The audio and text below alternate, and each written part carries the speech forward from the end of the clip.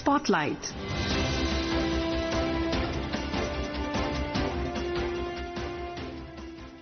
This is Akashvani.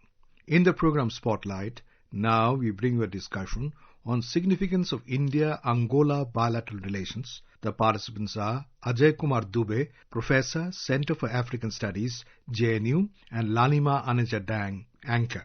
India-Angola relationship has been evolving steadily, with both the countries emphasizing on strong political, economic and cultural ties. Angola gained independence from Portugal in 1975, and in 1985, India and Angola established diplomatic relations. Right now, our Honorable President Draupadi Murmuji, is in Angola. For more analysis on the India-Angola relationship in this backdrop, we are now joined by Professor Ajay Kumar Dubey from the Center for African Studies, JNU. Welcome, Professor Ajay Kumar Dubey ji on Akashvani. Thank you. Let's hear the President on India-Angola relationship.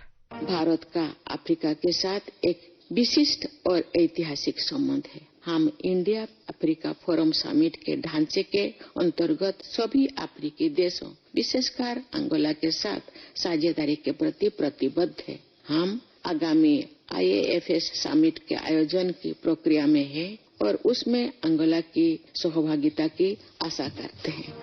Professor Ajay, how would you describe the overall nature of India-Angola relations?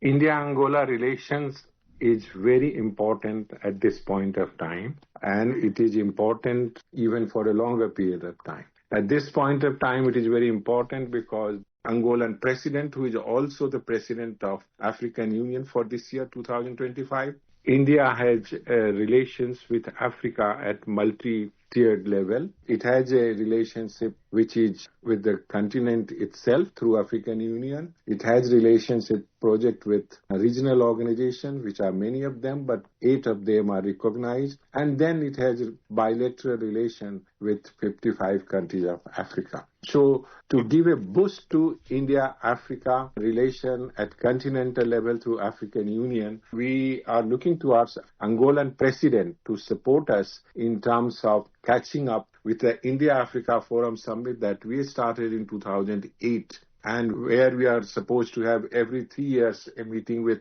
African Union and African states got interrupted due to COVID. Now we want to start again, and because of some issues, it had not started and it's due since last 3 years. And we are looking towards Angolan president, who is also the president of African Union for this year, 2025, to kickstart this forum summit. Secondly, India-Angola is also important because Angola is the second largest supplier of the hydrocarbon energy resources to India after Nigeria. And this is very crucial because India is trying to diversify its dependence on traditional sources of energy supply, which is controlled largely by the Western countries. And therefore, our reach to Sudan, to Nigeria, and to Angola is very important for energy security, where our energy requirement almost double up every 5 years. So Angola is very important in that context, being the second largest supplier of hydrocarbon energy to India. You mentioned hydrocarbon, but also Angola is one of the largest oil producers in Africa, and India has invested a lot in oil exploration there. We also import oil from there. President Murmu commented on the Indian company's investment in oil and gas sector in Angola. Bharat Angola के oil and gas का एक प्रमुख बाजार है। हमारी oil and gas कंपनियां Angola के साथ लॉन्ग टर्म परचेज कॉन्ट्रैक्ट में प्रवेश करने की इच्छुक है। भारतीय ऑयल एंड गैस कंपनियां अंगोला में ऑनशोर और ऑफशोर अपस्ट्रीम प्रोजेक्ट्स में निवेश करने की भी इच्छुक है। When we talk about India's investment in Angola, India has also hugely invested in building infrastructure there. That's roads, hospitals, education, agriculture. When partnerships are forged, it's usually a win-win for both. How do you view in terms of economy for both Angola and India when it comes to this export and import for both the countries? Angola has largely the mineral resources, hydrocarbons. It is one of the biggest diamond producer, and we ourselves refine 85 95% of the global diamond. We process them at Surat and other places in India. And Angola is one of the largest producer of diamond. So we import diamond, we import hydrocarbon products and other mineral resources that Angola had. In turn, what we share with Angola is what we have. We share what you said in health sector. We share by contributing to the growth of infrastructure. We share by training their professional through ITEC program. We also invite a student through the ICCR fellowship. So there are several areas where we find the complementarity of economic cooperation, where Angola can contribute to India and India can contribute to Angola wherever it has resources, including in agriculture, which is also an important area now. You mentioned ITEC and ICCR. ITEC, that is India Technological and Economic Cooperation, and of course everyone knows ICCR as a cultural body. How do you explain India's role under ITEC and ICCR in Angola? Has it further enhanced the relationship between the two countries because they need our technology and we also have exchange of culture as an extremely important, a small but very important aspect of taking the nations together, people-to-people contact? I think ITEC is very important in promoting people-to-people contact as well, because ITEC, when it was started in 1964 till 2025, the bulk of it, most of it goes to African countries. Angola is one of the recipients for that. How does it help India besides training there and providing skills to the professionals over there is by creating goodwill. Through these people who come to India, they visit different institutions which are technologically advanced, they get training, they go back and they became the goodwill ambassador of India in those countries. There is a huge presence of around 7,000 Indians in Angola, and through them they network and they promote India's presence, India's interest, India's reach out to Angola through that. So ITEC helps more than training but also creating goodwill for India. Similarly, in culture, as I said, there are 7,000 strong Indian diaspora over there, though Angola is largely Portuguese territory, Portuguese-speaking Lusophone country. But with presence of these cultural ambassador of India, the diaspora, and through the admission of large number of Angolan students through ICCR fellowship into different educational institutions of India, we create a lot of cultural interactions and connect between India and Angola. Right, we have our Bollywood films, we have our art and we have our culture, and they help in this, we can call them soft tools of diplomacy. Correct. Bollywood is very important both in Lusophone and in Francophone Africa. You might find many halls which only run Bollywood movie 3 times a day. They don't run any other movie. So it's a very strong presence. Also our soap opera are watched in many of these countries. So that's the soft power, soft presence of India in this country, and it transcends the language barrier. You talked about the diaspora, Professor Dubey. How important it is for the Indian diaspora in Angola to promote the relationship between India and Angola, number one. And secondly, I would like to ask you that Angola has always supported India's seat in the UNSC. How would you comment on this? I think diaspora can play a very important role. Diaspora is a latent resource.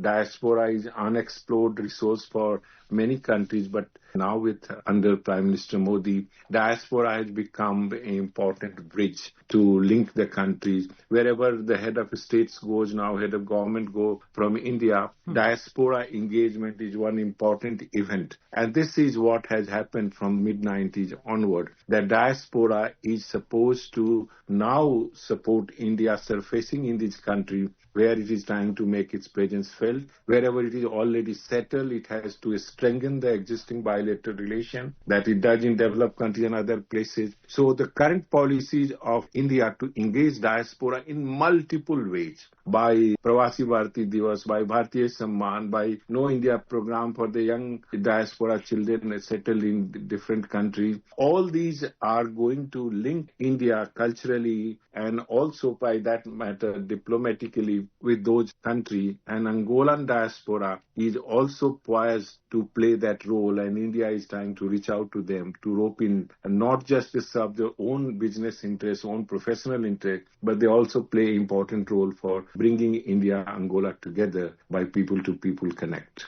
The second thing that you ask about Angola's support to India for UN Security Council seats, most of the African countries have agreed for this. The issue is that they are saying that African countries too must be represented, and when they are to be represented, when India and other such country or even the United Nations ask who is to be represent Africa in United Nations, if the United Nations Security Council is to be reformed, they don't have an agreement. They say two permanent with veto power. But when it is asked who these two countries from Africa, they have no agreement. But they are almost putting a condition that any reform, including the inclusion of India, when the reform takes place, must bring Africa into United Nations Security Council. So there are issues, despite their individual support to India at African Union level, they have to sort out this issue, and they have to see how this conditionality does not become an obstacle for expansion of United Nations Security Council.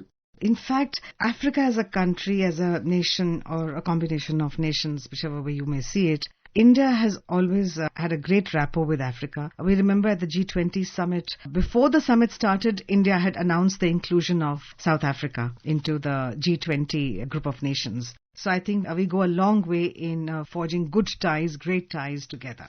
Yes, South Africa was part of the G20 before we started. India forced the group to accept African Union, representing these 55 countries, to join and become a members like the European Union is a member as a continental group. We succeeded in doing that, and because of that, India could establish that it does give a lot of importance to Global South and organizations like African Union. Yes, so what you said is correct. The only thing we need to now see that how this Global South is not subsumed by globalization, and there is a horizontal South-South cooperation that remain active even when we are sucked into globalization process. The President outlined the roadmap of partnership ahead. हमें द्विपक्षीय संबंधों के सभी पहलुओं पर चर्चा करने और क्षेत्रीय सहयोग को और मजबूत करने का अवसर प्राप्त हुआ। हमारी आर्थिक साझेदारी एक जीवंत एनर्जी पार्टनरशिप पर आधारित है। हमने नए क्षेत्रों में व्यापार और निवेश संबंधों को और विविध बनाने पर सहमति व्यक्त की, जिसमें टेक्नोलॉजी, कृषि, स्वास्थ्य, रक्षा, इंफ्रास्ट्रक्चर और पीपल टू पीपल टाइज शामिल है। Professor Dubey, when we look at the relationship between Angola and India, do you see any challenges ahead? Of course, as we are taking oil from Angola, you mentioned them as hydrocarbons, an all-inclusive term. We export pharmaceuticals, we export technology. Is there any scope for expansion? If yes, which are the areas where you think that we can expand, especially in terms of economic exchange? You heard the President, her speech is willing to share whatever technological area which it has developed, whether it is digital technology, whether it is pharmaceutical, whether it is agriculture, whether it is industries, whether it is infrastructure, India is willing to share. The fact that the colonial country had exploited the mineral resources under captivity, giving very little price and return for whatever resources they used to take from there. We provide very sufficient resources as an exchange, and we provide in the area that these countries want India to support them. So we are very different in terms of our exchange, despite the fact that we also import primary commodities from there, because so far they have not got industrialized, and many other sectors are not in a position to export to countries like India. And therefore, we give very adequate return, and we follow a request-based policy where we provide them what they request. On that note, thank you, Professor Dubey, for talking to us on Akashvani and enlightening us with the present status of India-Angola relationship. Thank you very much, sir. Thank you. You were listening to a discussion on significance of India-Angola bilateral relations. The participants were Ajay Kumar Dubey, Professor, Center for African Studies, JNU, and Lalima Anija Dang, Anchor. This program was produced and presented by the News Services Division of Akashvani. You can listen to it on a mobile app, News on AIR. This program is also available on a YouTube channel, News on AIR Official. You may share your feedback about this program through email at airnsdtalks@gmail.com or WhatsApp on 9289094044. Spotlight.